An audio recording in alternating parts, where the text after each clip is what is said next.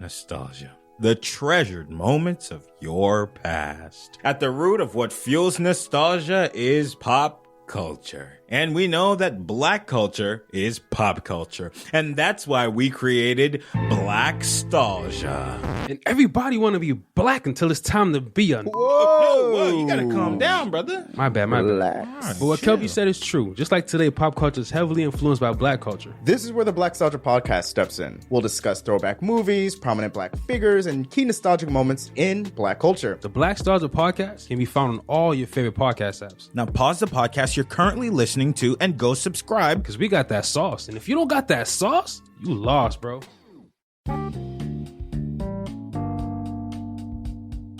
You are listening to Any Given Sunday, a part of the Dead End Podcast Network. Please subscribe to our podcast on Apple, Spotify, Google, and all other podcasting services. Please make sure you check out Dead End Hip Hop, Dead End Sports, Dead End Gaming, Is the Mic Still On, Chris Platt's Strictly Hip Hop and Hoops Talk, and a host of other shows on our podcast network. Thank you for listening and enjoy the show. You are listening to Any Given Sunday, the Monday edition for Monday, June 8th, 2020. I'm your host, Manny Brown. What's up, everybody? Hopefully you guys had a happy, safe, blessed week. Back with another episode of the podcast, and got one of my favorite guests on the show, a returning guest. Yes, sir. It's becoming a trend, right?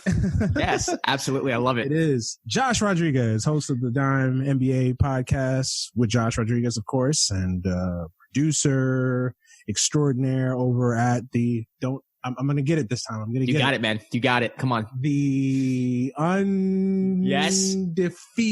No, the uninterrupted. Uninterrupted. I don't know why I always want to do that. Like I always want to go. It's tough. Honestly, if I didn't work there, I would do the same thing. No, I always do this, man. Like I was talking to somebody at work the other day and I was like, yeah, I was listening to the show and it was on Undisputed. And he's like, oh yeah, the show with Shannon and no. Like I always freaking do it, man. Yeah. The uninterrupted. Yeah. Uninterrupted. That's uninterrupted. Uninterrupted. We'll edit this part out, of course. Josh Rodriguez, host of the Dime NBA podcast with Josh Rodriguez and producer at the Uninterrupted. Back on the podcast again. What's up, man? How are you? Manny, thanks for having me once again. I appreciate it. No one I'd rather talk to right now with what's going on in the world. So I'm happy to be here. Well, I appreciate that, my brother. I appreciate that. Before we get started, though, man, how are you? How is COVID-19 treating you? Kind of give us our update on COVID-19 impacting your life. Well, COVID, I feel healthy. All my family members who had COVID are now, they passed by. They recovered. I had one uncle who passed away, unfortunately, back in April. But everyone's healthy now. Everyone's good now. With these protests going on, hopefully there's not a second wave. I mean, there's going to be a second wave, let's be honest. And hopefully I can stay healthy from that because I've been out there protesting. But the family's good, man. What about you? How are you? Yeah, man. Honestly, I've been blessed on the COVID stuff, knocking on wood. I haven't had any family members affected. Had a couple of friends that had some losses in their family from COVID related activities or whatever. Yeah. But other than that, I've been on the lucky end. So God willing, God willing. Yeah. So yeah, is Cali getting ready to open up? I know that like we're kind of, every county is different here. So like every county is doing phases. And so like my county where I live in, we're in phase 2 officially as of Friday afternoon. So what about you guys over there? Yeah, they're starting to open up. I know that I read that next week they want to start opening up like bars and restaurants and things like that, which is kind of scary for the simple fact that we've been out here protesting a lot in Los Angeles. So typically you don't see symptoms for 10 to 14 days. And I'm like, well, they're going to open up these bars and clubs and restaurants when that second wave is going to be coming in. So it's kind of scary to think about, if I hope Garcetti and the rest of the government here in Los Angeles kind of like they rethink things, but there's been a lot of pressure for them to open up, not just from the federal government, but there are people on the other side of the aisle who want to get their lives going, and people have lost jobs. I mean, some of these grievances are, the legit. You lost your job. You want to get to work and feed your family and pay for rent because we both know the government's not doing anything to help anybody. So yeah. No, I totally get it.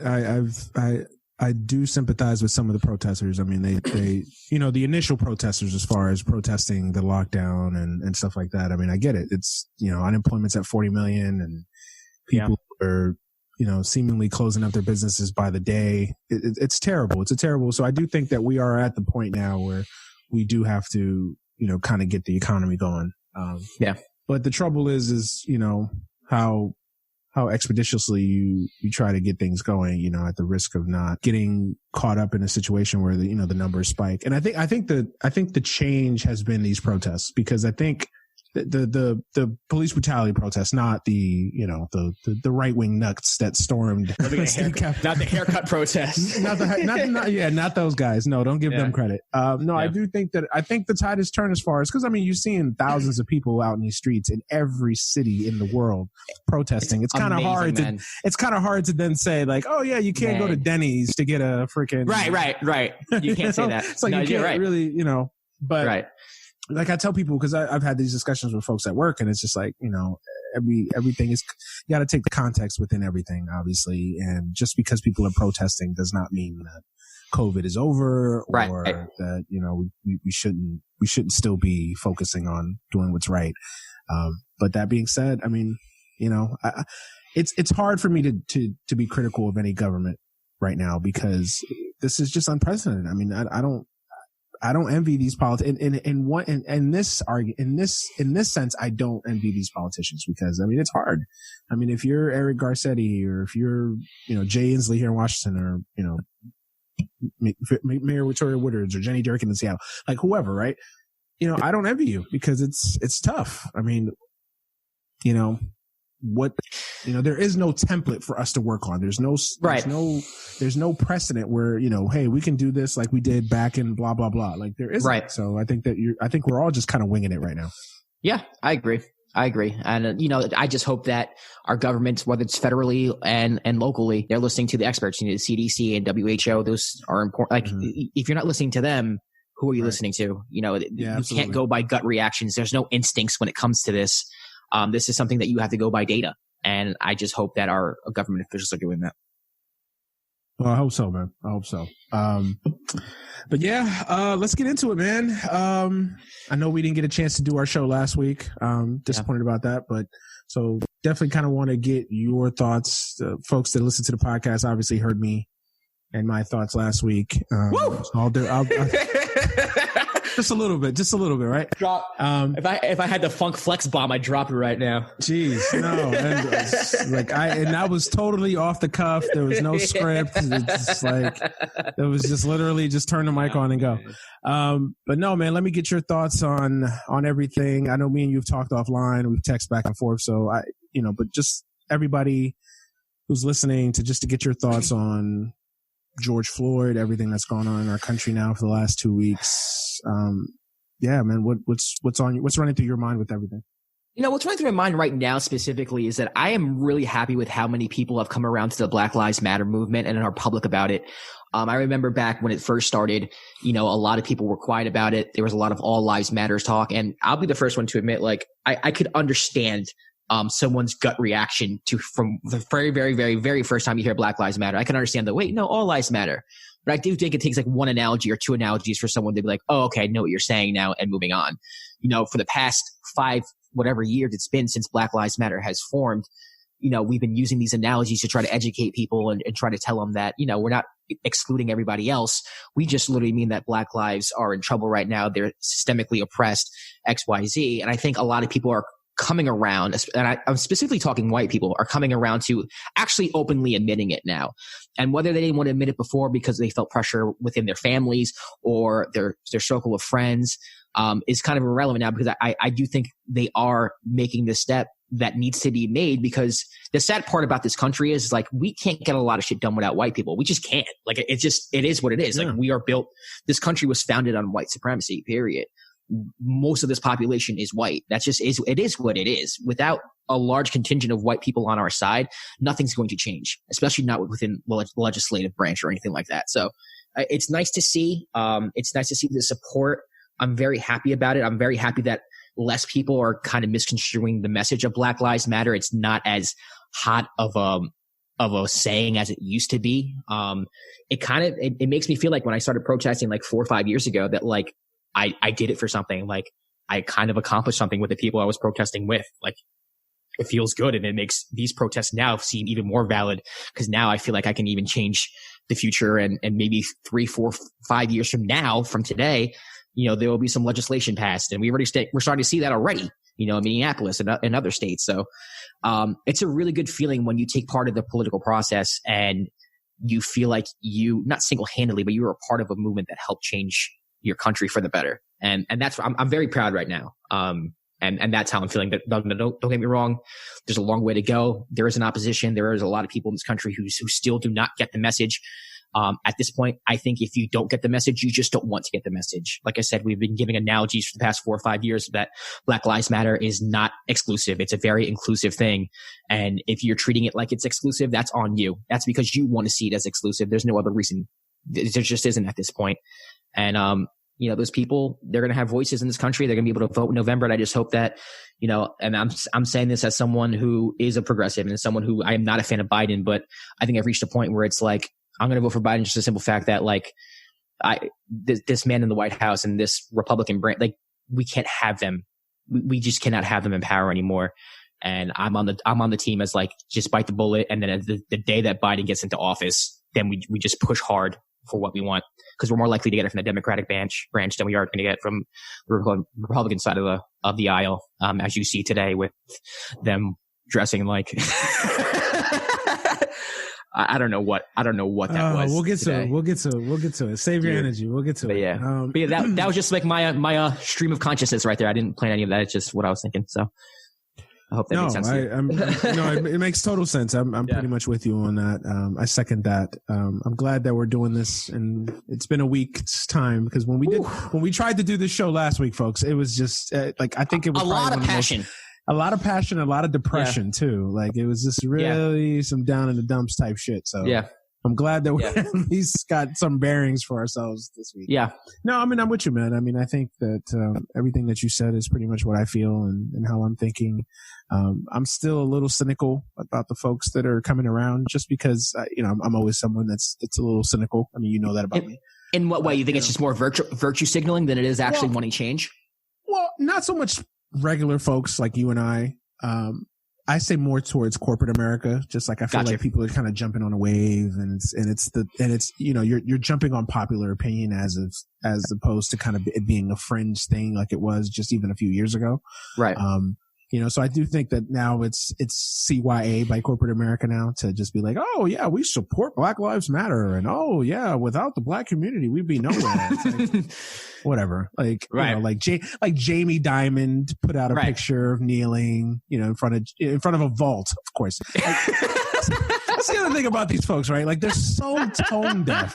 Like they don't even realize how they look or they come off, right? Like they're just like they're all kneeling in front of this vault. Like, really, like you couldn't do it in front of a park, or at least outside the Chase building, like, really a vault, really, that's where you did it. Right. But it's like, I'm more cynical about that, because it's like, you know what, corporate America, I don't want to hear you. You're part of the problem as well. You're part of the systemic and institutional racism. They are, but it also shows the tide is turning, though, because if the tide didn't turn, they wouldn't do it. Well, you're right. And I have friends of mine, trust me, you're not the only one I've had this conversation with. Everybody's like, stop being so cynical. The tide is turning. And I do think the tide is turning. I agree with you. I do think the tide is turning, but it's a little hard for me to stomach, I get it. JP Morgan Chase putting out, kneeling. It's like, you care about the Black community. How about giving some more home loans? How about giving some more business loans? How about hiring some more Black executives? Right. How about, things of that nature. Yeah. So, I don't want to, and that goes for every company. That goes for every company. All these companies that are saying, oh yeah, we stand with the Black community, don't kneel with the Black community. Give us jobs, go out there and give us opportunities, and not just low level jobs. Like, give us qualified jobs that we haven't been getting, hire more Black CEOs, executives, etc. Don't just put out a statement that your PR firm wrote for you. You know what I mean? So that's the only cynicism that I really have. And it's valid. It's valid. I think it is. And I think a lot of people kind of share that as well. But as far as just the tide overall, I do think it's turning. I do think that I am more positive this week than I was even last week or have ever been, honestly. because I do think that something is occurring right now. There is something happening right now where I think even the most like hardline, all lives matter, idiot out there is like, yeah, it's kind of hard to really defend or really even just be on that. Oh, Black Lives Matter is and I do think a lot of it is also in the media. I think the media tide has turned, because remember even a few years ago with Black Lives Matter, where it almost like they were treating it like it was freaking like the KKK running around. Yeah, fringe. Like, I mean, they were calling it. I mean, conservative. Fox News was calling it a hate group. They're trying to make it called a hate group. And then like you have your CNNs who are basically like trying to question the validity of it all and like, try to make it a two sides thing, which is my biggest thing with, CNN and the MSNBCs, where it's like a lot of people think they're liberal media, but it's like, no, they actually platform a lot of dangerous shit sometimes. And they make both sides arguments out of things that shouldn't be both sided. I mean, we saw it this week with New York Times. I mean, we saw it last week with the New York Times or whatever. Yeah. So. Yeah, exactly. So, and yeah, but now it's pretty much, the media is, I think the tide has turned there too. It was like, if you don't support the Black Lives Matter movement, it's almost like you're missing something. Like something's not clicking for you. And to me and to you, obviously that's the right message. This is not something I think there's both sides of. I mean, you can still support police and still be down with Black Lives Matter now. And even like something like defunding the police. I know that sounds scary to a lot of people who have like cop friends or like cop family, but defunding doesn't necessarily mean gutting the whole police department and kicking cops out of their jobs. It's just like, yeah, we spend X amount of money on the police department. We spend more money on the police department than we do with healthcare and education and all these other things combined. Let's take some of that out. Let's demilitarize our police so we make them less dangerous. And let's actually do something about what's going on. And I think that message has to come across a little more clear from our side. There's a lot of passion from our side with people saying abolish the police and defund the police. And that's the next conversation we need to have as progressives, as people who lean left, and as people who want to see some systemic change within the police system. And now we have to start answering the question, okay, so what do? We march for change. We have people hearing our voices. Now it's like, okay, what's the next step? Because we need some answers. We need solutions, and we're going to need them like really soon. Absolutely. Yeah. And I'm glad you brought up the defund the police thing, because that's kind of the new kind of muddled, misconstrued thing that's happening, right? Where everybody's because that can mean a lot of things. It's very broad. It can. Yeah. And I don't think anybody, and just to explain that, like, I don't think anybody with a rational ounce of thought in their mind, right, in their brain functioning, believes that like there should just be no police. Obviously, that's stupid. Obviously, we do need some law enforcement. We do need cops. Right. Defunding the police is basically, I mean, look at the police department that essentially kicked all of this off, right? The Minneapolis PD. Right. Their budget in 2019 was $139 million. $139 million. I mean, slash that by, I don't know, half, not even half, and then you don't even have to go that extreme, just, cut that by a quarter. Like, what you could do with that money, right? Yeah, you divvy up to education and other departments within the community. That actually makes the job of the police officer easier, because if in these inner cities, if we're allocating more of our money towards public education, now kids in inner cities are going to have a better education, which means they're more likely to be off the street. Like it's a whole thing that helps the community. And I hope that, cops and family of cops and officers, like they get to see this, because I think they're taking it as an attack of police officers, which I guess, granted, it might be a little bit, but at the end of the day, we just want a safer community. Right. Yeah, absolutely. And me and you kind of talked about this offline. It's just the culture of policing, because I really want to get into that, because even as everything is going on, I guess we got to get the negative aspect of this. Okay. Obviously, we started with hope and change and positivity. You're still seeing police officers do just heinous things. Obviously, we know about the Buffalo PD and how that's disgusting, man. I mean, that's just no. I mean, I don't even care if you're just the most hardline Blue Lives Matter. So, I mean, you can't look at that and not be disgusted and not say like, okay, there's something wrong here. I mean, this is just, I mean, and you know what bothered me is like, not just like one cop, the cop that actually shoved the guy and pushed him or whatever, but that whole brigade of police officers just kept walking. I mean, they literally he was just a piece. He was just it was just like he was a piece of garbage. Like literally was just like he was just bird shit on a sidewalk. And they're like no robots, one stopped. dude. Exactly. No one stopped to check on him. No one even showed an ounce of remorse or just human thought in that moment to just like see if he's okay. Like just right, kneel exactly. over. Like, hey, and again, it's not even like this was just some stout 25-year-old. I mean, this was a freaking 75-year-old man. I know they didn't know what his age was when they looked at him, but they knew he was. He looks old. He looked like an older man, right? Yeah. Like, why would you like just common sense, just basic human empathy would say like, okay, wow, my God, like this unarmed civilian just busted his head on a pavement. Like, let me just check on him. No, it was just like nothing happened. It was just like, he's going to die. Let him die. Because honestly, when a 75-year-old falls like that, like a hip can kill, like a hip can kill anything. So just to see his head bleeding, like my first thought when I saw the video was like, oh my God, he's dead. I thought they killed him. Yeah, absolutely. I thought he's dead. I thought they killed him. I was like, oh my God. He's old. He's dead. Just the fact that no one stopped, and then they have the audacity to support the officers who pushed him, and like how disgusting is that? I mean, the fact that the guys resigned because of the officers were put on suspension, not even fired, suspended. Yeah. And you know what I mean? Yeah. Like, and this goes to like, this might be me like just speaking out of emotion, and I'll clearly admit to that. Like, this is just anecdotal. This is my personal experience. I'm not saying that someone else's personal experience might not be this, but to me, cops are the biggest snowflakes in the freaking world, man. If you criticize them, if you try to do anything to constructively come at their job, they will protest. They'll turn your back on you. They'll treat you like shit. They'll make you out to be a scapegoat. They'll do anything they can. They will argue against you. They will defriend you. Like, every cop that I know is personally like insulted at the fact that we're doing these Black Lives Matters march and that this whole thing is even an issue. They are the most thin-skinned people that I know of in my life, at least. And I think I'm not the only one who says that. And I am admitting that this is anecdotal. Like, this could be something different for someone else. Mm-hmm. But I know a lot of my friends, especially minorities, a lot of black friends, feel the same way about cops. And that's the general experience with a lot of people, even people who do support cops.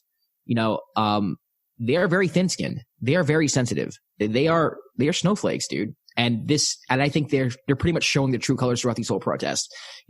They're pretty much counter-protests at this point. They're not the police officers. They're not upholding the law during these protests. They are literally counter-protesting during these protests as police. And I don't know, man. I think there needs to be, it's more than systemic change at this point. We do need a systemic change within the police department, but we also need new people being cops, because the people who are cops right now, I think it draws a certain type of person. It draws like a hard ass conservative who wants power, who is ignorant on race relations. They do not know much about, systemic issues. They won't even admit that it's a thing. And that's a problem. I want people policing who are aware of our country's history when it comes to minorities, who are aware of little things like how blacks are just disproportionately killed, unarmed. Like, you should know this as a cop, and you should be doing things to make things better, not denying the fact that these things exist.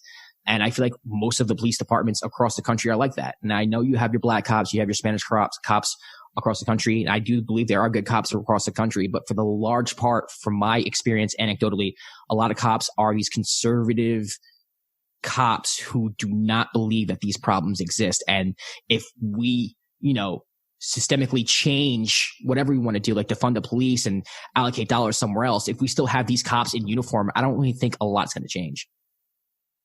Yeah, no, you put it perfectly. I mean, and honestly, I don't even think it's hardline right wingers. Like, I think there's just a lot of people, your Drew Breeses of the world, and I know we'll get to him, but your Drew Breeses of the world that just live in a bubble. They're just that are just kind of like the textbook definition of white privilege. That just it's something that doesn't affect them, so they don't really have to ever internalize it or to actually look at it from a different point of view. It's just like, they're just these people that probably have never dealt with people of color or never even been in a black community. So they just like, oh, wow. Like, oh man, these people are disproportionately, affected by our shitty style of government. Like, and it's just like, they just don't ever actually have to rationalize. And I'm not saying that ignorance is is an acceptable excuse. I'm not. But what I'm saying is that I think a lot of it is that. I think a lot of it is just these dudes are just, a lot of them come from, middle class white families. They're probably never ever been in a situation where they've even encountered a black person or multiple black people, or been in a ghetto or been in a hood or whatever. And I think that it's just like this ignorance of like, and then of course, I think the real, but I think the real problem is the police culture. And the culture of zero accountability, and that's what I think I see the perverse thing is just like there's no accountability with that profession. Like doctors like if there was just a rash of doctors fucking up, right? Like if there was just like people were going in for like the most simplest routines, like an appendectomy. And people were just dying at an alarming rate, right? Like you would have doctors come out like, damn, maybe something's going on. Maybe we need to look at what are we doing? Like, and it's just like no accountability whatsoever. I mean, you see these people. I mean, you see it. You see it with the police unions. You see it about retired cops that go into the media and their favorite excuse is, oh, they have a tough job. Oh, they have a tough job. And look, I'm not. And they do. Absolutely, they do. You have said it. You know cops. I know cops. I have a best friend. I have a best friend that's not a cop, but is a corrections officer. So he's in law enforcement. I have family members that are retired police officers on my wife's side and on my side. We know cops, right? And of course, there's a lot of good stand-up individuals that join the police force because they want to make a difference, because they want to help out. And I'm not saying that there isn't. But I think that the culture that encapsulates policing in this country needs to change. It needs to be completely overturned and completely upended, because that culture is what's gotten us into this mess. A lot of it, it's just that culture of, shoot first, ask questions later. That culture of using kind of predisposed and preconceived notions and biases against black people and people of color to police. It's the culture of kind of zero accountability where, hey, I have to do what I have to do. And this kind of like us against them mentality, where it's like, hey, it's the cops versus everybody else, and damn whoever doesn't approve of what we're doing or whatever. And that has to change. That is the thing that has to change the most. And without that, like, I don't think we're going to get real change. I don't think that's why I say we have to, and I agree with you. We have to not only talk about defunding the police and reallocating police funding and all those things, but also I think you need a complete overhaul of who prosecutes these cases, who is reviewing these cases, who's hiring these police officers. Exactly. I think that the system as a whole needs to be a complete overturn. Yeah. It needs to be harder to be a cop too. I mean, these cops change for absolutely. 6 months. Absolutely. I mean, come on, are you serious? Like, absolutely. And then you got to know the law. You got to know people's right. Like, that's a lot to learn. And a lot of these cops are going out on the streets and like not really knowing much about the law or the rights that us citizens are entitled to. Exactly. Like, it's a lot. Like, that's something you should have a bachelor's degree, and that's something you should go to college for. That's something that I think, takes more than 6 months just to know. And then on top of that, like I said, like, a lot of these cops are racially insensitive. They might even be racist. They just might be ignorant in the sense that they legitimately don't think there's a problem. They do not think there's a problem. Because the culture has said that it isn't a problem. And the culture, and when I'm saying the culture, I'm saying not just police culture, but just the culture in this country with the institutional racism and the structural racism that exists.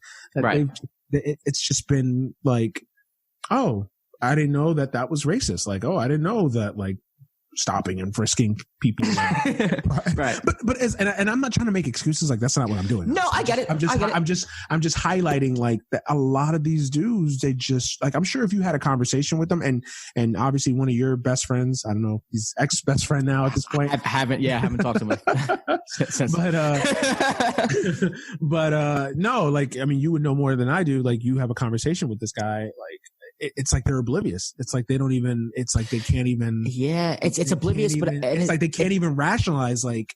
But it's also like. Perspective is. And this goes back to your point too about police culture, where it's like they can't rationalize the other point, but then like, it's not even like they have another point of view.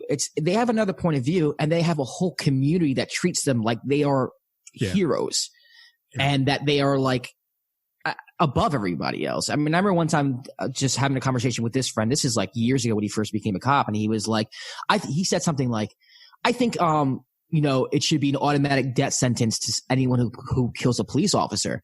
And I was like, what do you mean automatic sentence? I was like, well, do you believe in like due process? Like, what if like you got the wrong guy? He's like, no, I don't care, man. You kill police. Like, like to the point where it's like laws go out the window if you're talking about coming at them. Like, of course, you know, killing a police officer is bad, but like there's still due process. There's still there's still things we have to go through in this country. And that's just an example, but I feel like there isn't a death penalty when somebody comes after a soldier. Like there isn't a death penalty when somebody comes after a doctor. He like, so if I get killed, and I said, I'm like, well, if I get killed, like, does that person get the death penalty? He's like, no, well, you're not a cop. Like, so to them, like, in a way, it's like this arrogance, like, you know what I mean? And it's because they have a whole community like behind them, like calling them heroes and calling them XYZ. And like I said, I do think being a cop's a hard job.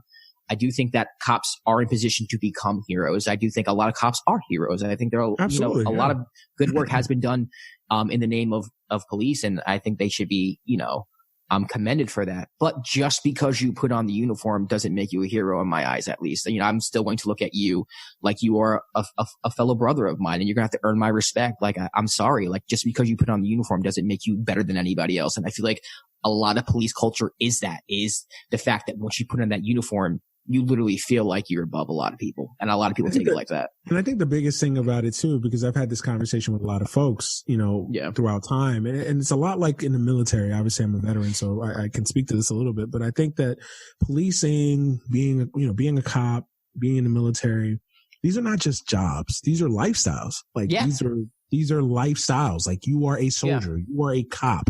Like, and people don't understand that, because people like regular civilians, like me, I have a civilian job. I work in IT. Like, that's not a lifestyle. It's just a job. It's just what I do, right? Like, I punch a clock just like anybody else. At 5:30, I'm done with my day. I'm no longer IT man. I'm Manny. I'm back to my normal life. Yeah. But when you're a cop, it's not necessarily like that. You're a cop 24/7, right? Like, you're a soldier 24/7, even though you may not have the uniform, even though you may not even be in that mode. They bring work home with them. Exactly.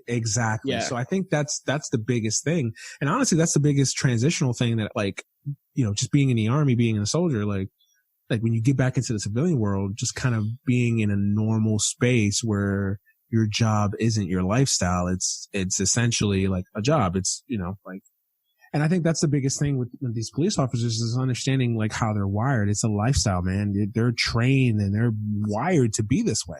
I mean, this isn't an accident. They know what they're doing. They're training these guys to be this way. And I think the other aspect of this too, is like, guys don't just be, like in the military, like guys, you have your lifers and your jarheads and you're just guys that are going to do 30 years. God bless them. Right. But then you also have guys like myself that, joined the military because they wanted to go to school, or they wanted to use it as a platform for something else, right? It's way more diverse than thought. Yeah, right. And it's a short-term thing. Police officer, like, it's very rarely you see a guy join the police force and get out in 6 years, right? Or get out in 10 years. Like, a lot of times these dudes are lifers. Like, they're going to do 20, 30 years. Right. And that's it. They've been cops their whole lives, and that's it. I think that's different too. I think there isn't that diversity of thought. There isn't that diversity of like, oh, we're bringing in these people that have done different things and have had different and fields. See the world differently. Exactly. Yeah. Like, a lot of times too, like, you have these people that become cops. They become cops at 18, 19, and all they've ever known. And it's the same thing in the military too. Don't get me wrong. I mean, it's different though. I get where you're going with this. Yeah. It's just like these dudes that have been cops all their lives. Like, they've never seen another job or another field, another side of the world. They've always just seen everything as a cop. So they're just wired a certain way, man. But I think we need to get to the crux of how they're wired, changing that culture, changing that structure of who's training these police officers. And the other thing too, I think, not to defend cops, because again, I think that the whole, oh, my job is hard thing gets on my nerves sometimes, because, hey, you picked this job. Like, no one put a gun to your head and made you be a cop. Like, this idea that, oh, our jobs are so hard. You know what? Every job is hard. Of course, not everybody has the same inherent dangers, and, sanitation workers don't have the same inherent danger that being a police officer has. So I'm not saying that. But you chose this idea, right? But you chose this. Nobody held your gun to your head and made you be a cop. You decided that for whatever that reason may have been, you decided to be a cop. So this idea that, oh, feel bad for me because my job is so hard, it does get on my nerves. But I do, just for a second, I do want to talk about, like, what role society and politics and our own kind of ourselves in general, citizens, whatever you want to call it, we play a role in this too, because how much are we asking these cops to do? I was listening to an interview earlier, and it's like a lot of the issues in policing is that you're asking these guys to do too much. You're not just asking them to enforce laws. You have an issue with homelessness. Well, just throw it to the cops. You have an issue, domestic disputes, throw it to the cops. You have, guy jumping off of a bridge. Instead of getting a guy like a social worker, issues, like they're doing social work. Mental health issues. You're just throwing it to the cops. I mean, I literally, here in Washington, we had a neighbor that had a child that had mental health issues and would leave the house randomly instead of calling a caseworker or a mental health professional. You're calling cops to come round this guy up. You're calling cops because the park across the street is overrun with homelessness. So instead of actually addressing the issue of homelessness, you're just throwing it to the cops to deal with. Right. So there is a lot on these guys' plate to just throw them a little bit of a bow. There is a lot on these plates. Only 6 months of training. Exactly. Yeah. Yeah. Right. No, it's a multi-layer issue. And that's what I want to stress here, because it isn't just kind of like, oh, you just press a button and that's it. Everything is fixed. Right. No, I think it's a multi-layered issue. I think we need to change our expectation about what policing is. Simplify it. What it should look like. And the training, the education, all those things need to be addressed. I really do. Yeah. I really do believe that. Yeah. No, I agree. That's actually a really good point. We're asking our cops to be social workers. We're asking them to be therapists sometimes. Yeah. We're asking a lot of them. They only train for six months. There's no way they're going to be able to, talk down a man down. Man down from the bridge. Like you're not a professional at this. You got some Guido, and I'm not generalizing. I'm just using an example. Like you got some Guido from Staten Island that joined the police force at 19, and he's got 6 months of training. And then you're asking him to be a social worker. You're asking him to be a caseworker. You're asking them to be, all these things that they're just not, you shouldn't have to rely on them for that. And again, that doesn't defend them going out and targeting and killing black people. Like I'm not, anybody that's going to listen to this is going to make that, oh, you guys are defending. No, those are two separate issues, dude. It's like, we're talking, because I don't also want to get on my soapbox and just say cops suck. Fuck the system, fuck politics, and not offer any solutions. Like, I want to offer solutions. Like, how do we fix the problem that we're in? And I think a lot of it is also addressing kind of the inequities, not just on, we'll be here all day speaking about the inequities that are facing the black community, but also kind of the inequities that are facing police officers. And it's like, these guys are poorly trained and there's too much on their plate. Right. No, I agree. It's fair. And I'm sure the cops have, some legitimate grievances as well. Both things can be true, right? Like both things can be true. Cops can have a lot on their plate and be asked to do too much. And at the same time, they can be, part of a systemic issue that's plaguing the black community. And, it's not bad to admit both of those things. And you're right. And I think, to go back to defunding the police, it's not necessarily like we're trying to punish cops, but it's like, well, we take away some of this money that you're getting and put it into social services, put it into certain like resources that can help you in these type of situations, so that, when someone's trying to jump off the Golden Gate Bridge, it's not necessarily 10 cops that show up. Right. Maybe it's like 3 social workers and maybe a cop just in case something happens, and there's less pressure on you. So you don't feel as stressed out. Like it's like a nice, like, effect, like a domino effect, where like your job is a little easier. You don't feel as much pressure. You don't have to train for more. Like it's something that would ease up, a lot of tension within the community, the policing community, at least, you can focus on one thing. I think that was a really good point you made. No, and also like, and what I say by defunding the police too is also, maybe reallocating that to different areas of the police department, better training.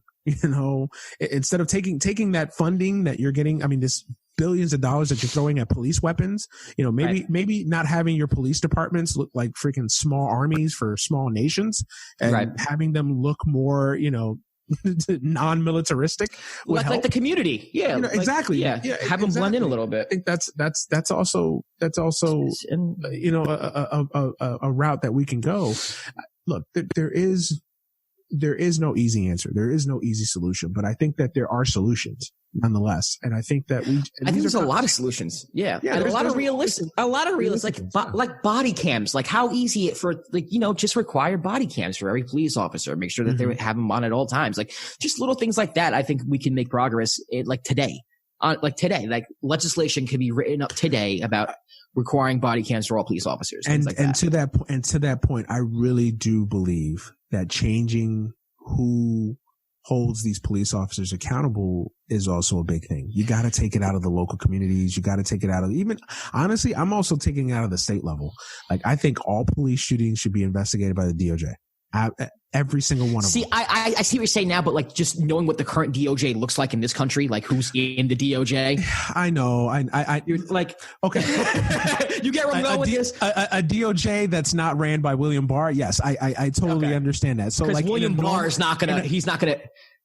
In a normal situation, like Eric Holder's DOJ. I know that I've had my issues with Eric Holder and the Obama administration. Because like I said it last week, this isn't a partisan issue, because I feel like both parties have blood on their hands. That's why I don't want to see 1,000%. I don't want to see politicians taking knees. Like that stunt today, and we can get into that, but that stunt today, it was disgusting. Like, I don't want you to do photo ops. I don't want you to do theatrics. Pass legislations, pass laws. Stop this from happening at the legislative level. Don't give me photo apps. I don't want to see Chuck Schumer at a rally with a Black Lives Matter t-shirt. Like, no, don't do. Right. I mean, I appreciate that you at least have the wherewithal to try to do this, but no, like, that's not what I want. I want legislation. I want convictions. That's what I want. But yeah, I agree with you. I mean, William Barr is just an ass clown. So I'm not even going to waste 5 seconds talking about him. But I do get where you're coming from. An actual DOJ that is experienced and qualified to be the Department of Justice and not be cut off at the ankles by the administration.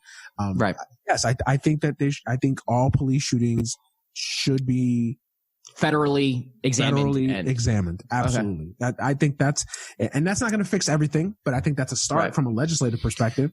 I did like the bill that they put out today. I thought that had some good things in it. It didn't go nearly as far. They put out, Pelosi, like a police reform bill. I don't have it in front of me right now, but they put out their like police reform. So I take it back a little bit. They did do their photo op and put out a I'll give them that one. But no, I thought it had some good things on there. I'm looking for it as we speak here. But I thought they had some good things on there requiring banning chokeholds at a federal level. I just see that. No knock warrants in drug cases. No knock warrants. Yeah, exactly. Okay. So, I mean, it's a good start. It's a good start. And at least they're addressing it. So I'll give them credit, but it's not nearly far enough. I mean, I think we can add some things on there. Well, that's a Democratic Party, man. Bare minimum. That's just a bare minimum. It's the bare minimum. Bare minimum. And look, I'll say this, both parties have blood on their hands. I know people will I know my Republican listeners will listen to this and be like, but no, I said it yesterday, and I had people applaud me last week and say, yeah, that's awesome that you didn't make it a partisan issue, because it's not a partisan issue. I mean, this is, JFK's got blood on his hands. Eisenhower's got blood on his hands. Obama's got blood. I mean, every single person that has held that highest of office has blood. Not just the highest office. I mean, we've had different presidents for different parties, and we also had the Senate and House of Representatives flip back and forth, for generations. So it's and nothing from the local level all the way up to the federal level. Both parties have blood on their hands. So this isn't a political issue for me. This isn't a partisan issue for me. This is an issue of, this is a problem. Systemic. I think now it's systemic. It's a systemic thing. And I think that people are starting to realize, like, oh shoot, this is a systemic issue now, and let's fix it. And I hope that the issues are not just bare minimum stuff. Yeah. And shout out to everyone on Twitter, by the way, who are commenting on the Democrats doing what they did today and really recognizing it as a stunt. I don't think anybody. I'm glad. I'm actually glad that people are. I haven't seen one person like, look what they're doing. No, like everyone's like, what are you doing? And I have seen some folks. That I haven't. Have you? On Facebook. I haven't seen. Not on Twitter. I haven't seen one person be like I haven't seen one person think that this thing was effective. It was disgusting. It was disgusting. And Nancy Pelosi. Oh God. Yeah. Just if you guys listen to the show, you guys know my feelings on Nancy Pelosi. But and Schumer. Chuck Schumer does. But Nancy it's time. Honestly, I will not shed a tear the day that both of them go. Honestly. Same. She's all about theatrics. I think that's what bothers me most about her. Like, the whole clap thing she did with Donald Trump during the State of the Union. Yeah, it's like you're all about your theatrics and your queen moments. It wouldn't surprise me if this was her idea. Like, but you're signing Trump's, military bill. Yeah, exactly. Right? You're all about the theatrics, but you've done nothing to fix the issue at the border. You've done absolutely nothing. You know what I mean? It's like your whole impeachment case was like the 9th worst thing that he's done. You didn't even impeach him on the Empowerment Clause. You didn't impeach him on all the other things that he's like. Let's not even get into that. God. Don't get me started. The impeachment thing was only because they were going after Biden. I'm convinced about that. Actually, it was to kind of. That's exactly. Yeah, it was the whole Biden thing. I really do believe that. I agree. I think so too. But yeah, look, that's a whole nother podcast for my long list of issues with Nancy Pelosi. But in kind of the same vein, let's kind of shift to sports and Drew Brees. Drew Brees was in a little hot water mid to late last week, right? Obviously, you guys know what happened. Drew Brees on an interview with Yahoo Finance. I didn't even know Yahoo Finance was a thing. I'll be honest. I didn't know they did. I didn't know they had shows like that, but okay. Right. Yeah. I don't even know what the hell he was on. I don't know why he was even on Yahoo Finance. Yeah. But what did you think of the whole Drew Brees controversy? First, what he said, and then the ensuing backlash. Do you think it was warranted, or was it overkill, or what? No, I think it was absolutely warranted. Lefties and progressives like us, we do get a lot of shit for, I guess, virtue signaling. They think we do a lot, but I think Drew Brees was virtue signaling here, and I think a lot of people who fall on this side of the aisle or that side of the aisle, they use the flag to virtue signal, and I think it's to the point now where it's completely obvious that that's what they're doing when it comes to this issue and in Colin Kaepernick and BLM. What he said was so tone deaf. That's the perfect word for it. Tone deaf. It was just tone deaf. Like, read the room, dude. Like, no one, like, I think he was asked about Kaepernick, but at the same time, like, to bring up the flag during, these protests when no one's even protesting the flag right now. This is more about George Floyd and being the last straw and things like that. It just sounded like he had this script and he wanted to say it, and he's trying to make people who he genuinely agrees with happy. Like, it was completely tone deaf. I'm really happy that there was some backlash from the NFL community, Michael Thomas, specifically, because Michael Thomas, let's be honest, is paid because Drew Brees throws him the football. Yeah. And so for him to kind of come at the guy who's basically giving him his paychecks and is responsible for a lot of his wealth, I thought that was pretty brave of him. Alvin Kamara unfollowed him, and then the NFL followed with that video that I'm told the NFL social media team did with those players behind the backs of the NFL, which to me is incredible. But yeah, I think he deserved every single thing that came his way. I really do, because he came off very tone deaf, and he came across like he didn't even want to listen to the issue. And that's another thing. Like, you can come across tone deaf and you could have another opinion, but he came across as if he's not even willing to listen to the other side just because Kaepernick knelt. So I don't know. For me, I feel no sorrow for Drew Brees whatsoever. I thought it was very revealing. I thought it was very exposing of Drew Brees. Shocked me a little bit. I'm not going to lie.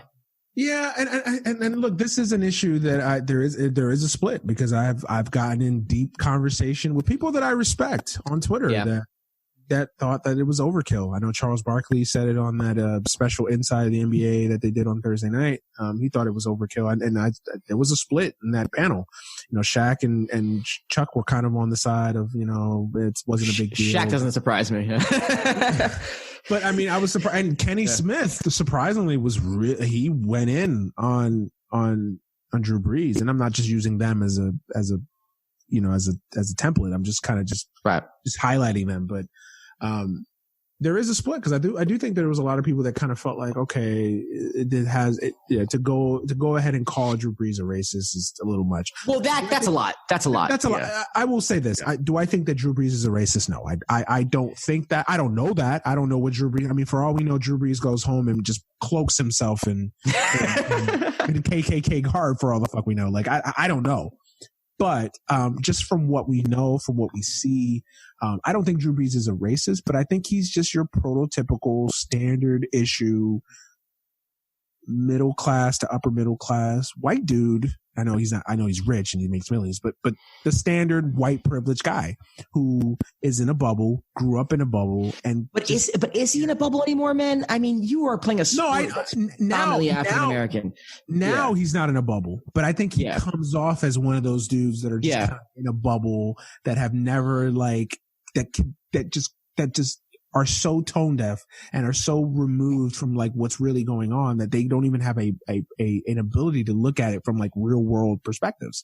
Like they're just so in a bubble. I'm not saying that Drew Brees, but that's how he came off to me. He just came off as just privileged and tone deaf. And there was just kind of like, and there was also like a nastiness to it. Like it was just like, well, I don't care if you don't like what I say. Like he wasn't open to the other side. Like that's it just was just like, there's just no self-awareness. That's the word I would just like. He lacked self-awareness. That's perfect. And it's like, and don't tell me that, he was caught off guard. Look, Drew Brees is a 40-year-old man and he's a guy who wants to have a career in broadcasting. Like, he already has a deal already in place to be in the Sunday night booth coming up whenever he retires, either this year or the year after. So this is a guy who people are paying him big money to be a media savvy guy. And you're not aware enough to read the room, to read all Drew Brees had to do before he answered the question was just turn on CNN, turn on MSNBC, turn on ABC News.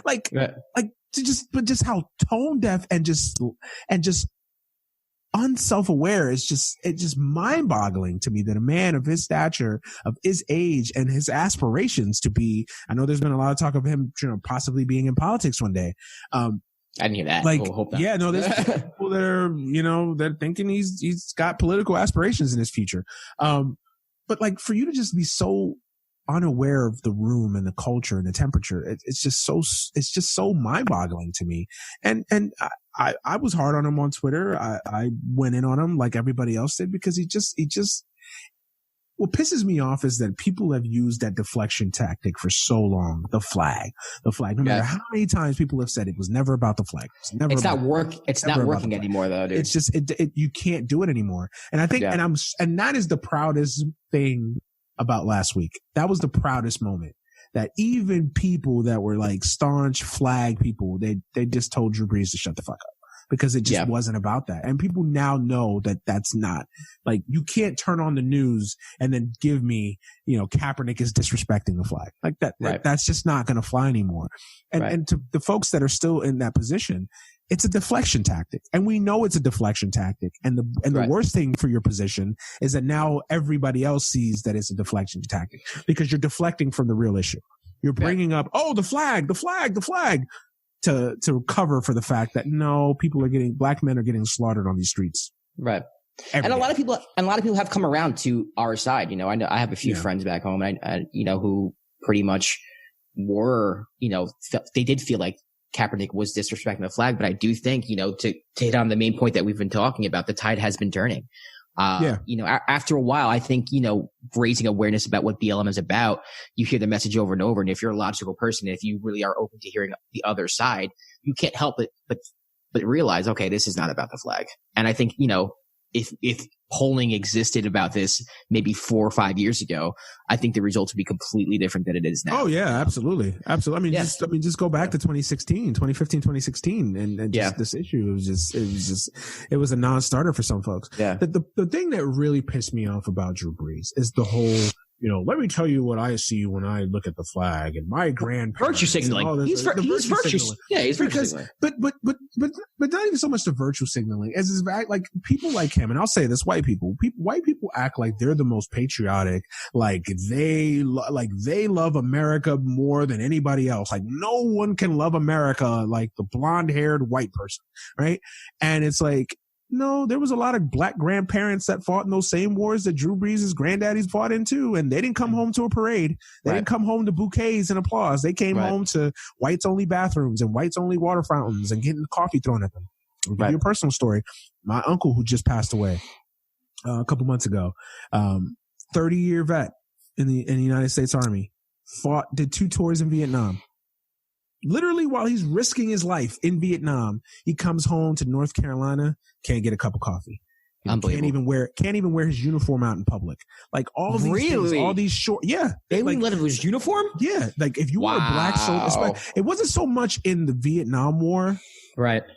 Specifically that issue, but like in World War II, like blacks could not, like they were told, do not wear your uniform out in public. That's because disgusting. People would like think about that. As I'm fighting a war for this country, I'm basically coming home and being treated as a second-class citizen. Like, think about that. Just think about that. So that's offensive to a lot of people of color because what Drew Brees says is it's kind of permeates in the white community. It's like that only white people fought in wars, that only white people are patriotic, only white people gave their lives in battle. Like, no, there was a lot of grandparents, a lot of uncles, a lot of fathers that died in those wars, that fought in those wars, that bled for this country.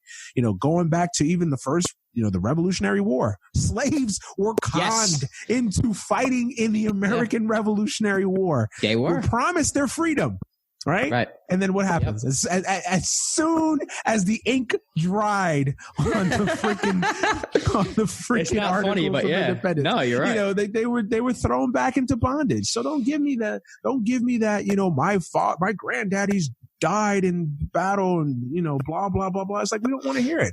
Because he just doesn't have the wherewithal to realize that, maybe there's someone on your team who's black, whose grandfather fought in the war too, and had the same experience as your uncle. He didn't have, and that's self-awareness. That's like not knowing that, wait a second, it's not the same for everybody.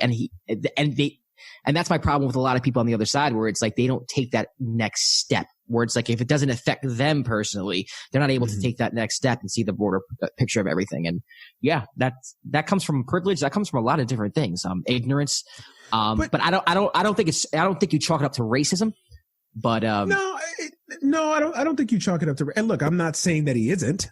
For all we know, he could be. I mean, for all we know, Brees I feel like that'd be out by now. I feel like that'd be out by now. I know, but what I'm saying is like you never know what these people do behind closed doors. I mean, you and I both. I mean, we've had this discussion about people that could be the most liberal, give to every charity known to mankind. I mean, the Amy Coopers of the world. We talked about it last week offline. Like Amy Cooper, she's a Hillary Clinton supporter. She's a Pete Buttigieg supporter.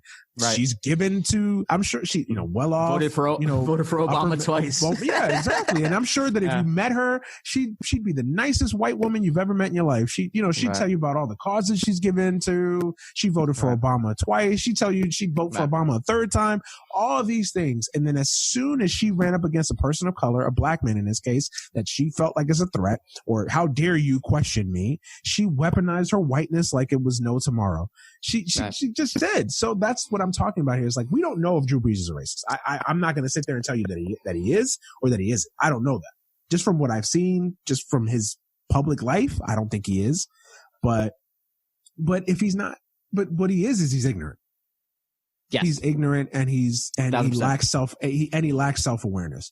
And the fact that he just like, and again, if this was Jared Goff, some 26-year-old QB that's been in the public eye for how many years, like I'd be willing to forgive it a little bit more. I mean, I wouldn't, but I would still be willing to forgive it. But this is Drew Brees. You played in a predominantly, let's call it like, I mean, it's disproportionately black city, right? Yes. Right?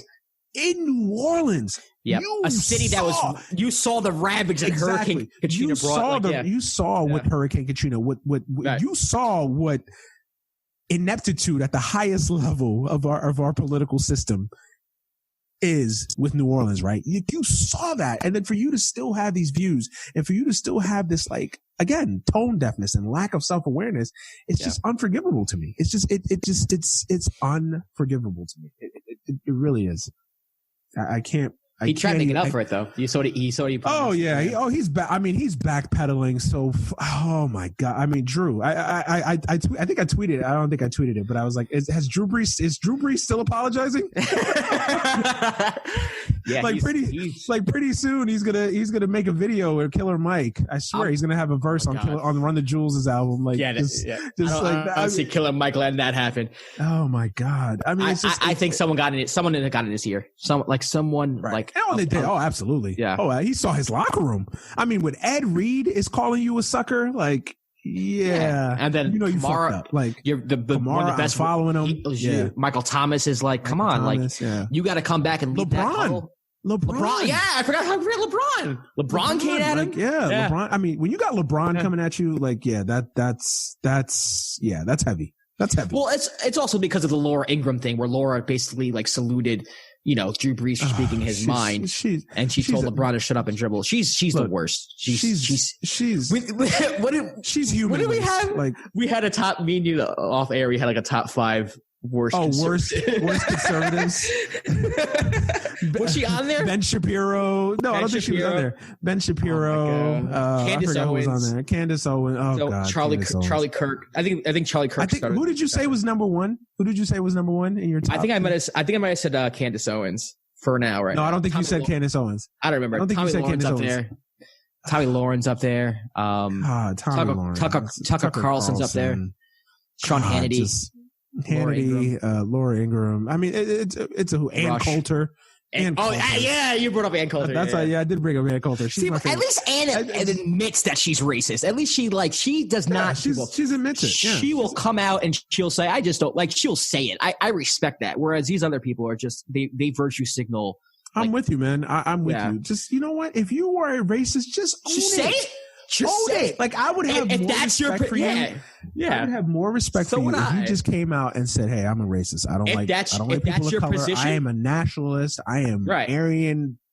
I read Mein Kampf till my rocks get off." Like, just own it. Just own it, but don't be a racist and then try to hide it as white nationalism or patriotism or whatever, and then call us the racist. Right? Exactly. It's clownish. No, but I mean, you're right. Drew Brees somebody got in his ear quick, and again, I think Drew Brees understands he's going to be in Sunday Night Booth. He's still trying to play quarterback this year, so that's one thing. Right. And then, of course, when he leaves football, he's going to be in the broadcasting. A lot of murmurs have been out there about him having a political future, or at least political aspirations. So he's not dumb. He knows, let me clean this shit up, right now.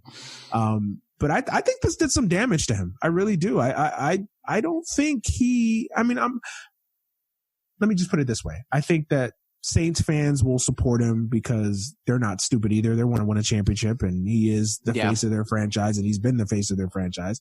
But I think for people like you and I, who are not necessarily Saints supporters, who just kind of look at this objectively, I think this hurt Drew Brees a lot. And, not a legacy. We all know he's one of the great quarterbacks of all time. But I mean, his perception off the field, I think this hurt Drew Brees a lot, because I think a lot of he just looks so just unself-aware.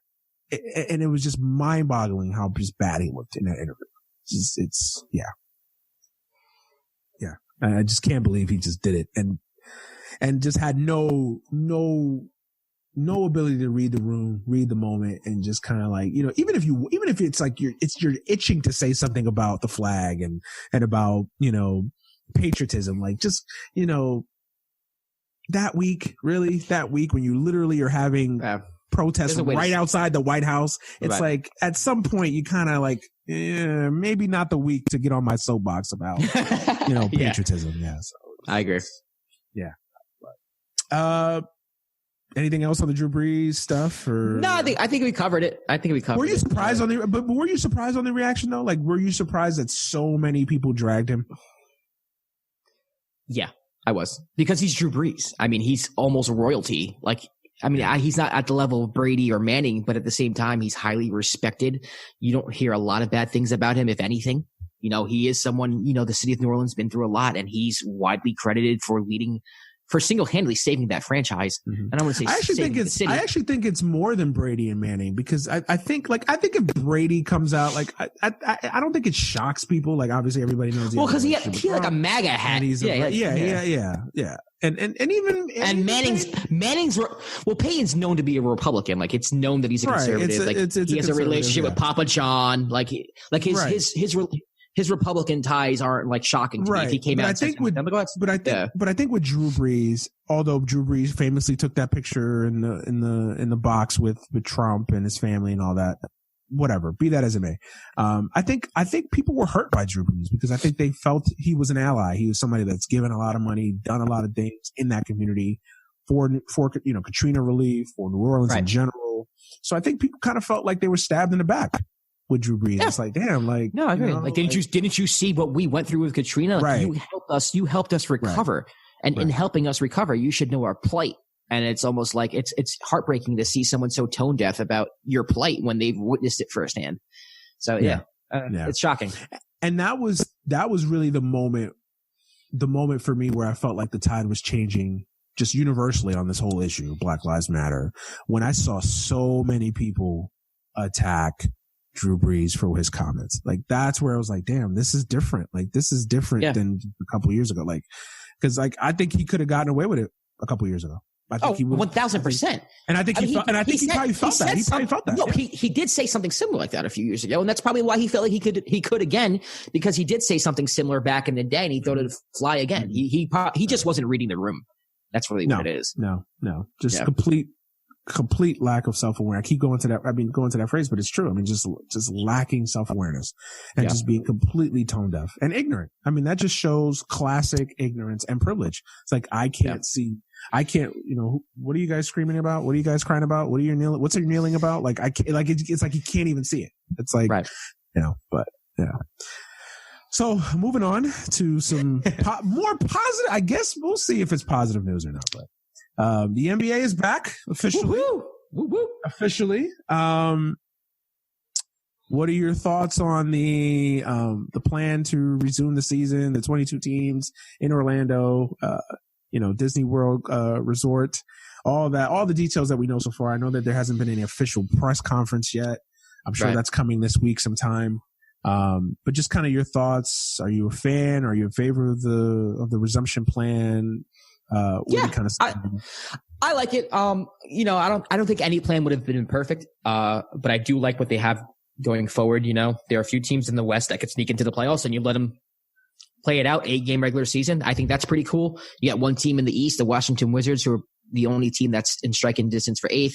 Everybody else stay home. Like it would have made me unhappy if like the Knicks had to play. It's like, why are you going to risk these players' health and just a bunch of different things that could go wrong for the Knicks to finish the season 20 and 62? It just doesn't make any sense. Right. Teams like the Knicks, teams like the Bulls, they should stay the hell home. Just end the season there. I don't know what to do with the lottery or XYZ, but we'll get into that later. But I am happy that they're giving some teams who had an outside chance of making the playoffs at least a little bit of a shot. Teams like Portland, teams like even like the Suns, like it's cool to see. So, overall, I really do like it. I just have a concern, one person gets COVID. What do you do? And that could be anybody. It doesn't have to be a player. It could be a coach. It could be an assistant coach. It could be a scorekeeper. It could be a referee. So, to keep that many people quarantined for that long of a time without anything going wrong, I think it's going to be incredibly difficult. Like I said, we talked about this offline. I don't know if they're going to finish the season without a COVID case. And if that happens, do you shut the whole thing down? Like, what happens? Right. So I'm cautiously optimistic. I'm happy to see basketball again. I just don't know how this is going to work. Yeah, I'm with you. Although I'm not as optimistic or as happy about it as you. I mean, I'm happy that basketball's coming back. Don't get me wrong. Right. I mean, I'm ecstatic about that. When I'm just reading the details, I'm just like, how is this? Me, we talked offline. I was just in favor of resuming the season straight to the playoffs. Like, really? Do we need to see 8 games between the Magic and the Wizards? Like, and I'm not saying 8 games, but do we need to see a game do we need to see a game on August 10th between the Magic and the Wizards in an empty arena in Orlando? Like, do we really need to see that, guys? Right. Like, who's going to be the 8 seed to lose in 4 to the Bucks? Right. Like, do we really need to see this? Or do I need to see Suns, Grizzlies on August 10th to see who's going to get slaughtered by the Lakers or the Clippers? Like, it's really like, so even the resumption plan, I'm like, okay. But even if I wanted to give them the benefit of the doubt on the resumption plan, right? Like, even if they still haven't answered the questions that I'm interested in, like, how are they going to treat somebody who gets and some of the things that have been put out, like, we're just going to treat it like anybody else who gets injured. Like, no, this isn't an Achilles injury.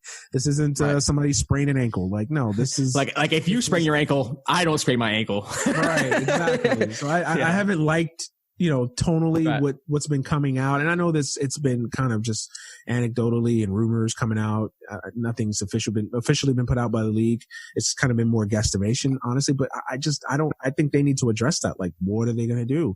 God forbid LeBron gets COVID. Like, the Lakers season is over because you're going to have to quarantine this guy for 14 days. Like, that's just off top.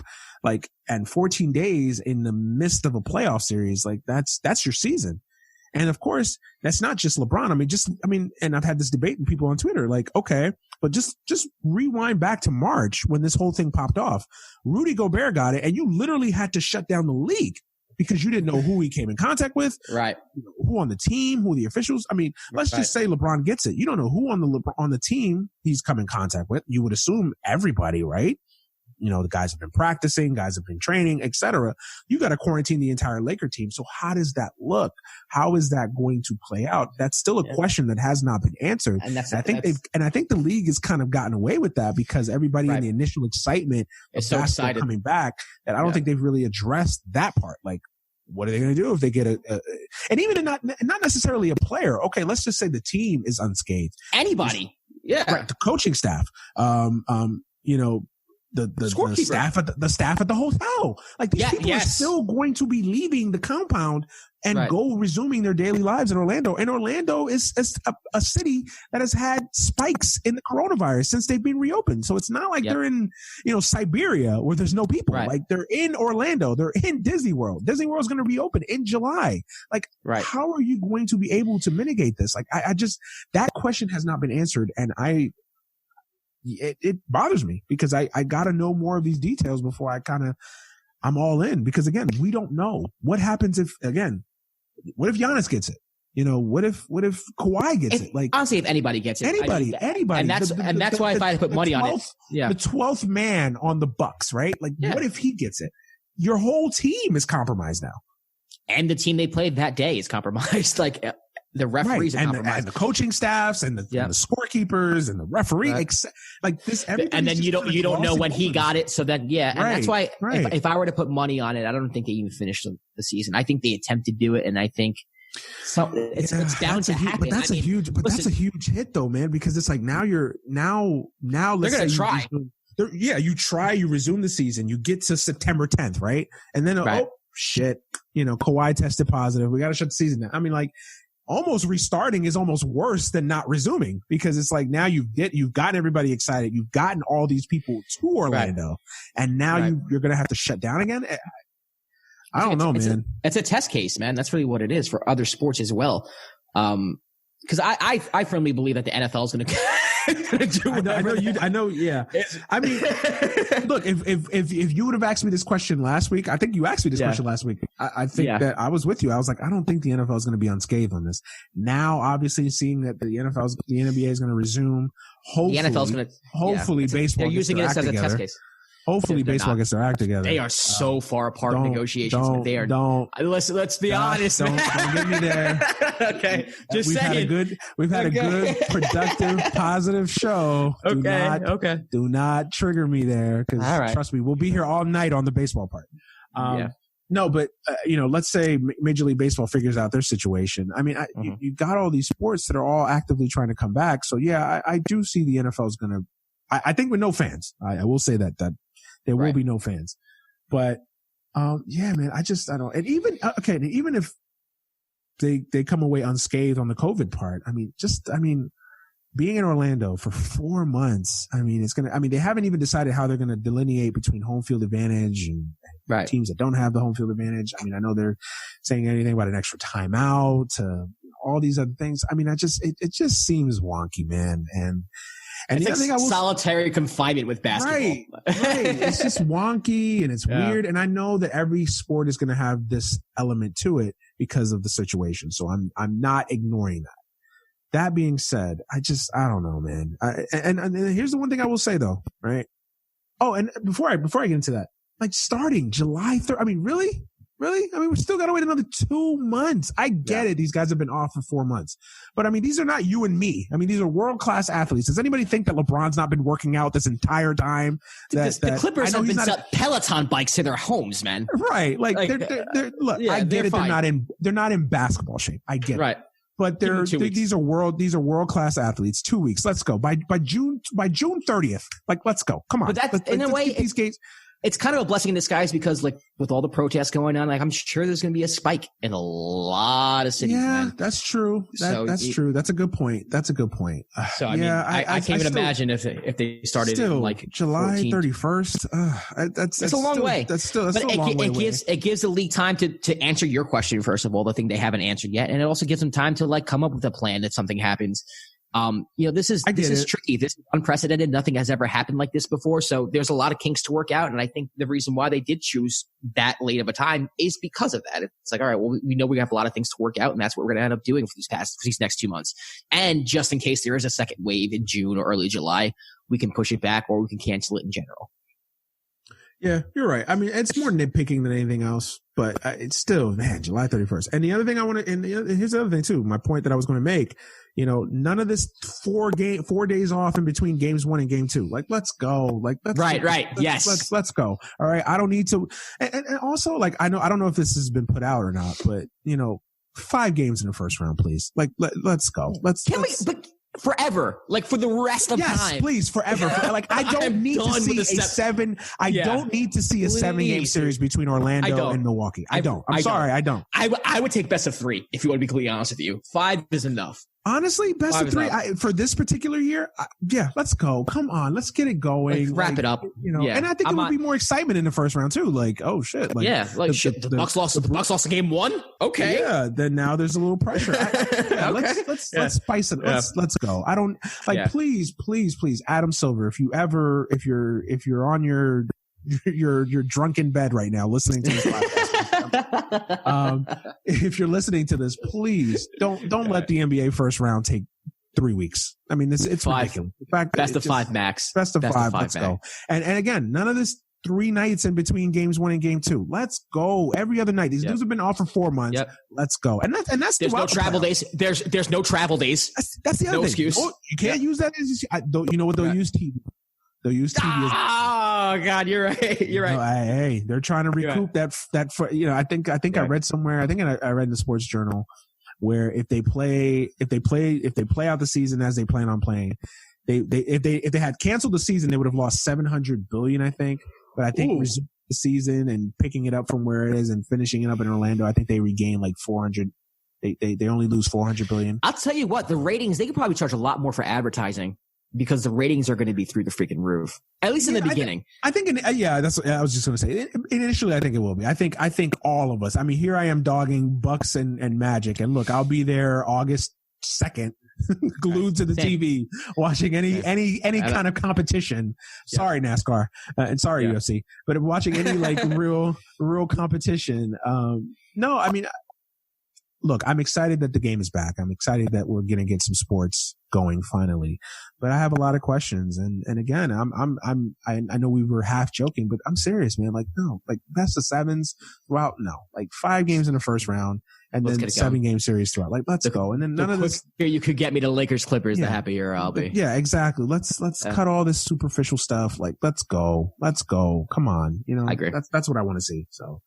We'll see. It's going to be interesting. How do you think from a preparation standpoint, like how do you think these teams are going to adapt to this? I mean, it's one thing to be there for 8 games and then you're transitioning to another location, to another site, but 4 months in the same place, no fans, nothing. I think we're going to see, like, and I'm not saying which teams are going to do this, but I do think we're going to see a lot of upsets. I think we're going to see a lot of teams kind of like lower seeds are going to beat higher seeds. I think we're going to see that because I think they're going to, the teams that aren't mentally as strong, it's going to show. You're away from your family. You're isolated in Orlando. Like the schedule's not routine. It's not the same thing. Maybe some players aren't committed. Maybe a lot of players didn't work out. I mean, I genuinely believe like if the team, let's just say the Houston Rockets have been training, right? I'm not a big fan of the Houston Rockets, but they go small ball. Let's say they kept in shape. They're the best. Yeah. They're the team that's most in shape right now. And you have to go against that small ball lineup and you're a big team that really can't move well, but you might be better than them.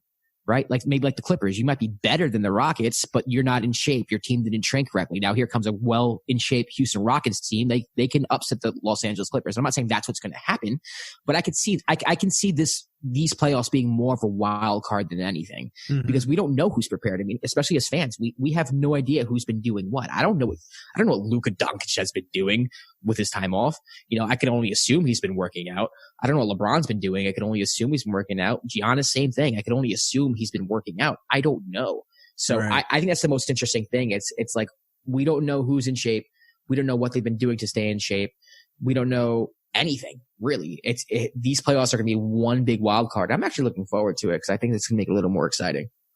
Yeah, I think it's going to be more exciting than the normal, minutia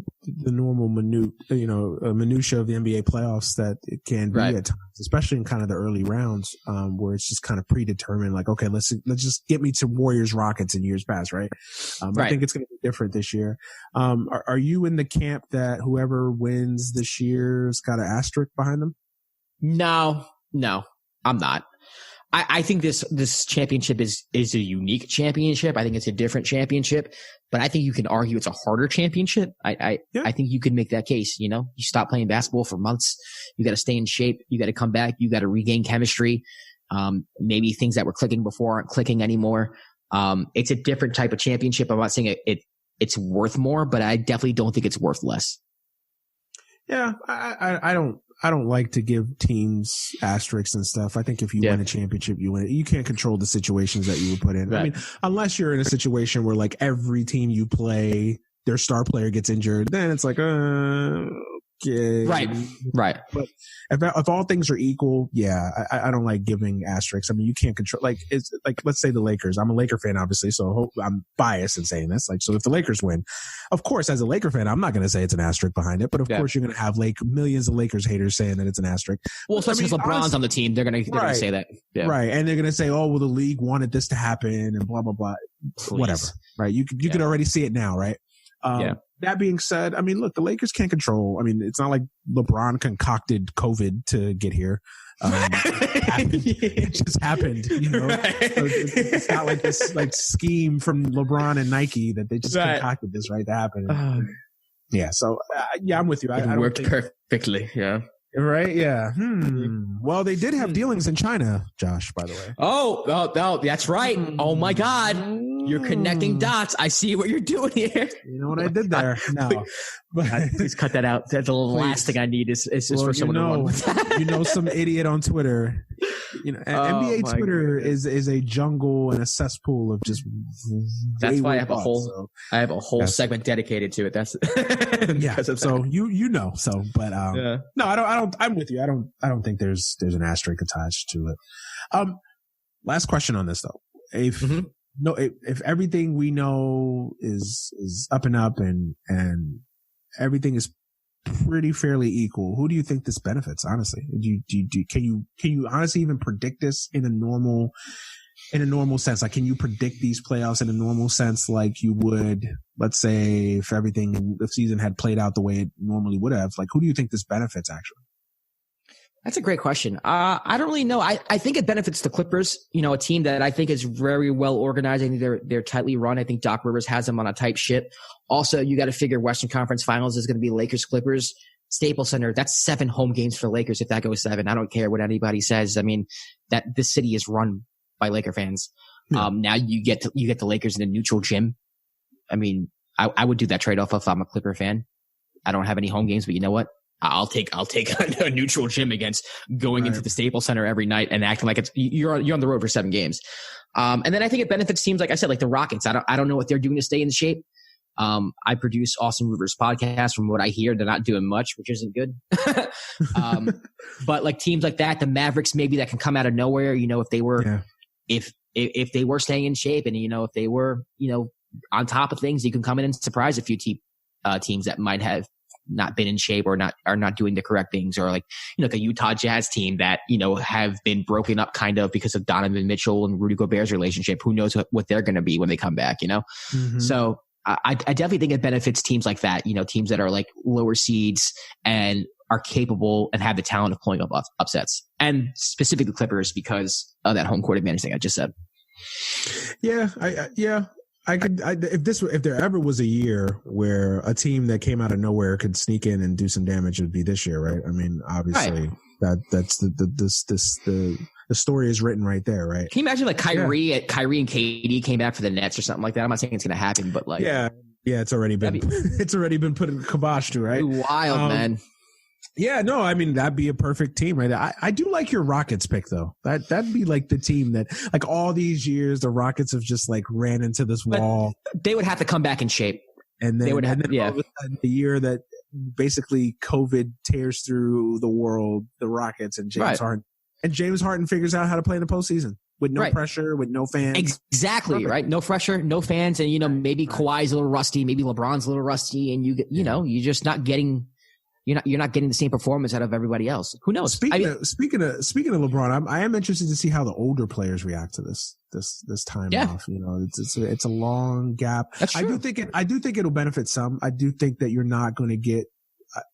I don't think you're going to have that wear and tear, obviously, because you've had 4 months essentially. So if you've had those little nagging injuries, you've had chance to heal up by now. So I do think that that'll be a positive, but I'm interested to see how the older players react. LeBron, I think sometimes we're all of us are prisoners to LeBron's greatness and just longevity, but he is 35 years old and, now he's had 4 months off. So how does he react? How does his body react to, now going back to playing games after being off for 4 months? So it's going to be interesting. I think that part is going to be interesting. Yeah.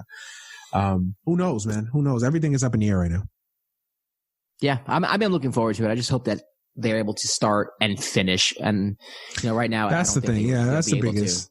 That's the biggest thing is being able to start the year and finish the year. Because I think it would. I honestly think it would be even more hurtful if they started the year and then weren't able to finish the year than actually not resuming at all. I think that's just a disaster, honestly. So. Yeah, we'll see. We'll see what happens, man. I think we got through everything, though. I think we got through everything. The full docket tonight. Anything you want to add? Anything you got on your mind that you want to? Nah, man. I'm just really proud of the movement that's going on in this country right now. I'm very proud of the whole country as a whole. I think a lot of people are taking stands and showing their support in a movement that really isn't about exclusion but inclusion. And, I don't want to say that we won the argument, but it makes me very happy that, the phrase Black Lives Matter isn't fringe anymore and that it's something that's accepted and it's something that's like, hey, you got to get behind this or you're on the wrong side of history. It makes me feel like conversations that you and I have had, not with just each other, but with our families and friends, was worth it. All the protests I went to was worth it. Every petition I signed has been worth it. I'm sure you've done the same things that I've done, had conversations with people on Twitter.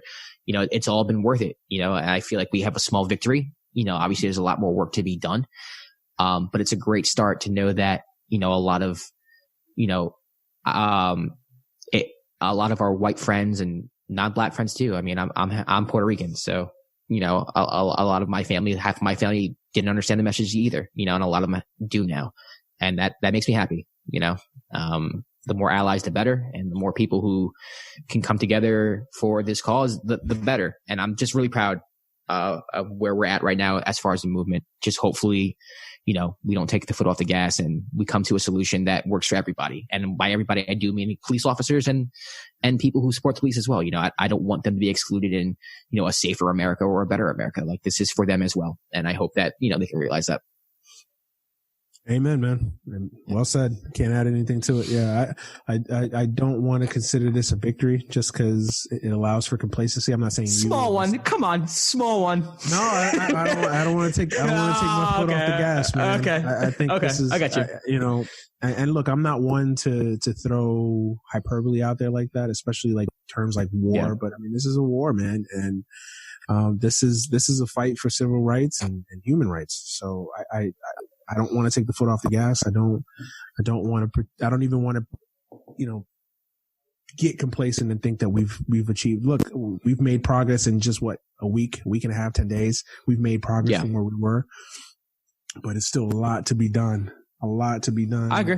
And I don't want to lose sight of that. And it's important for my podcast. I'm sure your podcast, when you guys get ramped up and going again, and I'm sure all the stuff that you guys do over at the Uninterrupted, to just use our platforms. That's the biggest thing that I've been preaching endlessly, is use your platform. I said it last week.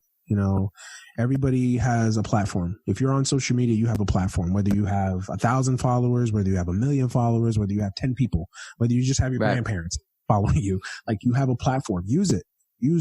Go out there and voice your displeasure. Voice what you're feeling. Use your platform to raise awareness. We all can do our little part. And, hopefully whoever listens to the show and is kind of not understanding the movement or not understanding what's going on, hopefully we've been able to educate them, change some minds. And if we haven't, whatever, you know what I mean? But still use your platform, use your voice to bring about change, man. We are living in our own civil rights moment. I know for myself, like, I've always wondered what I'm a history buff, so I've always been amazed with like the 1960s and studying that. It was one of my favorite times to study. And just like, I always wonder like what it would have been like to live through that time. We're living through it. I mean, yes, some things are, contextually different, but honestly, look at the news, look at looking going on. I mean, everything down to an unpopular war in Afghanistan. Yes, we're still in Afghanistan. Everything down to the unpopular. Don't get us started, dude. Yeah, don't get us started. Don't get me started. Yeah, no. But yeah, no. This mirrors a lot of 1960s America right now, and just like those folks then. We just got to keep using our platforms, keep using. Think about it. MLK and all the great civil rights leaders, we have more tools at our disposals than any one of them ever had. You know what I'm saying? Think about that. Like, we could turn on we could turn on this laptop right here and broadcast a message to the entire world. Like, that's power. And, use it. So to my fellow podcasters out there, listeners, whatever, man, use your platform. Use your platform. If you are tired and want your voice be heard, and also use your power, not just at the ballot box, but in your local communities. Go to your city council meetings, go to your community, budgetary meetings, because you'll learn a lot about your local officials. You'll learn about who's funding your local officials. You'll learn about a lot of these things. All these things are important, man. You got to get educated in the political system. And I know it's hard, and I know, I'm one who's always very cynical, but I mean, it's definitely hard, but it's important. So, there's still a lot of work to be done, but I will say this. I think we are definitely on the right track. Definitely on the right track. Let's just hope it keeps up, for real. Hope so, man.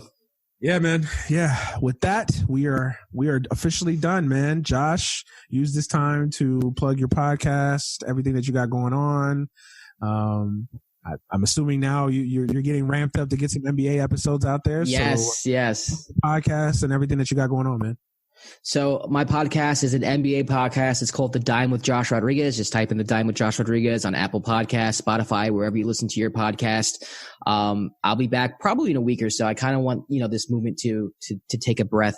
And then I'll come back with an NBA episode also addressing what's going on in this country. Also, I work for Uninterrupted. I specifically produce Austin Rivers' podcast right now. It's called Go Off. So you can search Go Off with Austin Rivers on Spotify, on Apple Podcasts, wherever you listen to podcasts. And just be on the lookout for anything Uninterrupted. We're starting a podcast network. I'm really excited about it, and it's really cool to be a part of. And Manny, once again, thanks for having me on, man. Always a good time. Awesome, man. You're one of my brothers in this podcast game. So it's always, I always appreciate your voice. I always appreciate your insight. So, don't take that lightly, man.